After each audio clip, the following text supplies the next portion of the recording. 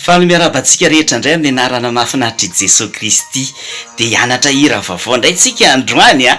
Tena hira mahafinaritra be satria mila mihira ny teran'Andriamanitra hira vaovao fo atsika hanandratantsika an'Andriamanitra dia mba tsika sekolelady mba tsika mpampianatra rehetra tena ho ataontsika ho an'Andriamanitra reny hira reny. Betsaka amintsika zao nagnataka playback dia afaka manoratra any amin'ny compte Zouk David nareo dia afaka mandefa playback ho anareo hidirantsika an'Andriamanitra.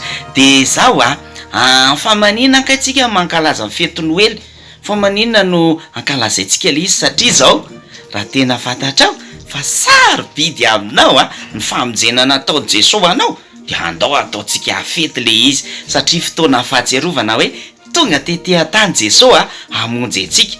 Tsika ary ve manao fety amin'ny anniversaire antsika dia zany hoe fotoana fahatsiarovana natongavan'i Jesosy tetỳ tany zany ve dia mendrika loatra raha tena hoe anaovantsika fety isaorantsika n'Andriamanitra ko tsika ary ve ranga voavonjy vonjen'Andriamanitra tsika tena fety be nge zany hoe afaka makany an-danitra dia afaka miditra any an-danitra ianao dia ataontsika fety be zany hanandratantsika n'Andriamanitra.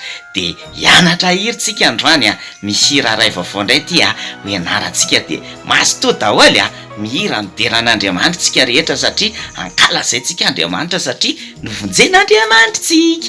Eny ary tahian'Andriamanitra daholo tsika rehetra manaraka andray veloma daholo.